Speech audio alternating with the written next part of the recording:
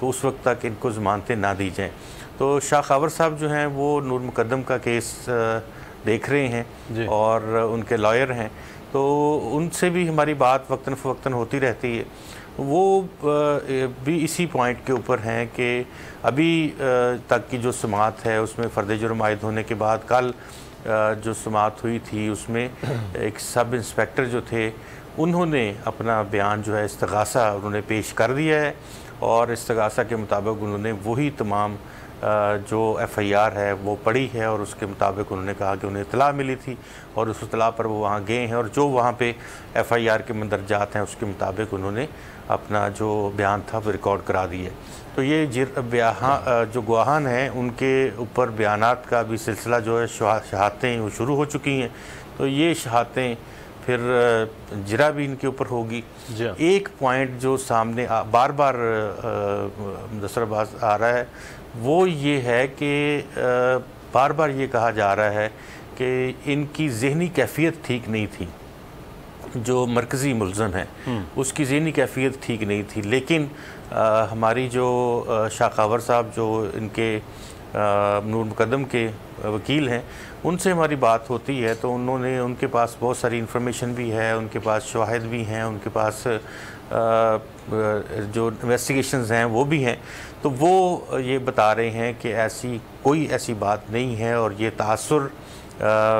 زائل کرنے کی کوشش انہوں نے کہا کہ کی جائے کہ کوئی جو مرکزی ملزم ہے وہ اس کو کوئی ذہنی یا نفسیاتی عارضہ لاحق ہے۔ انہوں نے کہا کہ یہ سب ڈرامہ ہے، وہ ایک فلی مینٹلی صحت مند آدمی ہے۔ اچھا غلام مرتضیٰ اس پہ رہیے گا، اور ہم بات کر رہے ہیں اس وقت نور مقدم قتل کیس کے حوالے سے، جس طرح سے ایک خاتون کا قتل ہوا، بہیمانہ ایک قتل ہے، اور اس کے بعد اب جو کیس چل رہا ہے اور اس کیس سے جڑی ہر طرح کی جو خبر ہے اور ہر طرح کی جو اپڈیٹ ہے وہ بول نیوز مسلسل اپنی ٹرانسمیشنز کے ذریعے اپنے پروگرامز کے ذریعے وہ آگاہ کر رہے ہیں۔ بیورو چیف اسلام آباد غلام مرتضیٰ ہمارے ساتھ موجود ہیں، تفصیل کے ساتھ انہوں نے بتایا کہ اس وقت کیس جو ہے وہ کس جانب ہے اور کیا ہو رہا ہے، اور وکلاء اور ماہر قانون اس بارے میں کیا کہہ رہے ہیں۔ اسی صورتحال پر ہم بات بھی کریں گے۔ ہمارے ساتھ اس وقت موجود ہیں سوشل ایکٹیوسٹ ہیں ڈاکٹر فرزانہ باری صاحبہ، بہت شکریہ ڈاکٹر صاحبہ آپ کے وقت کا۔ ڈاکٹر صاحبہ یہ بڑا ایک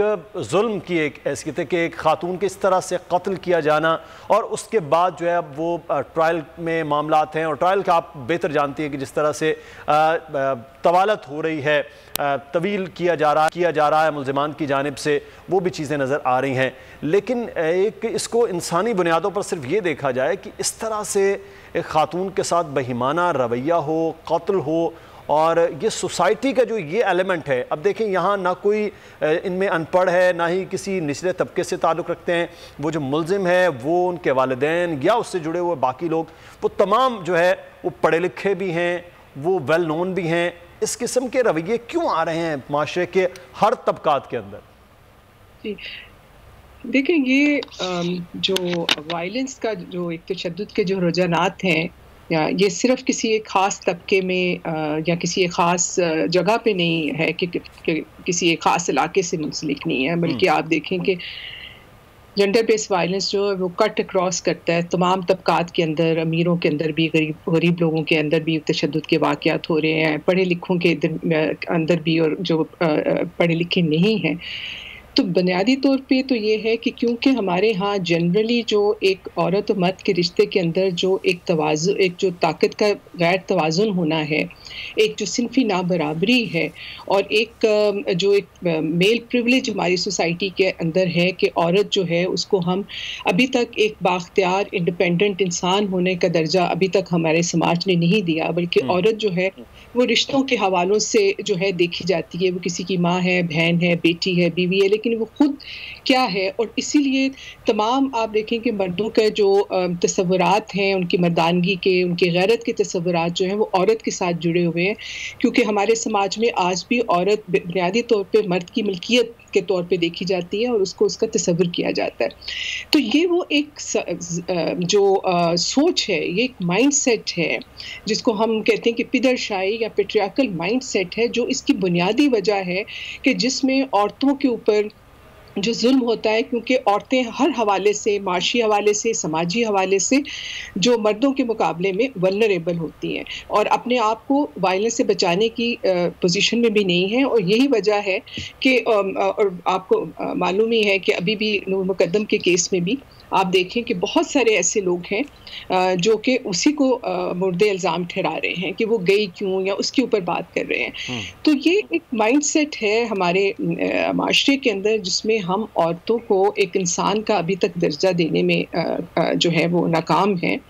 اور ہر طرح کا ہم دیکھیں کہ جو ہمارے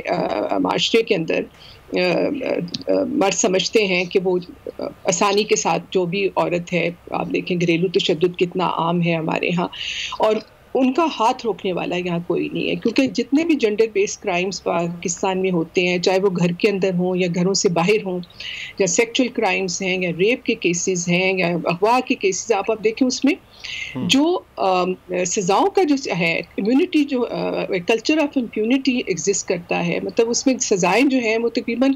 لیس دین 3% ہیں. تو ایک آپ کا پورا کرمنل جسٹس سسٹم بھی اس پیدرشاہی سوچ کے ساتھ کھڑا ہے یا اس سوچ کے ساتھ کھڑا ہے. وہ خود بھی اس کے اندر جو لوگ، جو ججز حضرات ہیں، جو آپ کے پولیس ہے، اس کے اندر بھی وہی پیدرشاہی مائنڈ سیٹ ہے کہ وہ سب مل ملا کے ان کا یہ ہوتا ہے کہ الٹیمیٹلی یہ جو جنڈر بیس کرائمز ہیں اس کے اندر جو ہے وہ سزائیں نہیں ہو پاتی ہیں. اور اس کے اندر سمجھتی ہوں کہ انسٹیٹیوشنز کے اندر جو پیدرشاہی کا مائنڈ سیٹ ہے وہ بھی جو ہے وہ بھی اس کے اندر ایک اپنا کردار ادا کر رہا ہے. جنرلی معاشرے کے اندر جو ہے وہ وائلنس بڑھ رہا ہے اور اس کی بہت ساری وجوہات ہیں. ظاہر ہے کہ جس بھی معاشرے کے اندر آپ دیکھیں کہ ریاست، رول آف لا جو ہے وہ کمزور ہوگا، جزا سزا نہیں ہوگی، ریٹ آف دا گورنمنٹ نہیں ہوگی، تو ایسے سماج کے اندر، اور جہاں احساس بیگانگی، مطلب غربت بھی بڑھ رہی ہے، فرسٹریشن ہے، ریاست اور شہری کے رشتہ جب کمزور ہوتا ہے تو احساس بیگانگی جو ہے وہ پیدا ہوتا ہے. اور ان معاشروں کے اندر جو کرائمز ریٹ ہے، جو وائلنس ہے، وہ بڑھتا ہے. تو ہمارے ہاں ظاہر ہے کہ جب کرائمز اور وائلنس بڑھ رہا ہے تو وہ کمزور طبقات پہ بڑھے گا، وہ عورتوں پہ بڑھے گا، بچوں پہ بڑھے گا، ٹرانسجینڈر ہیں یا جو ہمارے ریلیجس مینورٹیز ہیں، جو کمزور طبقات ہیں. تو یہ ساری یہ پیٹریوٹک سوسائٹی کے اندر یہ چیزیں بہرحال اس کا ایلیمنٹ، یہ جو آپ بات کر رہی ہیں وہ بہت زیادہ ہے اور اس کے اثرات بھی ہمیں وہ نظر آ رہے ہوتے ہیں. ڈاکٹر صاحب ہمارے ساتھ ہی رہے گا. سبسکرائب کریں اور بیل دبائیں تاکہ کوئی خبر رہ نہ جائے.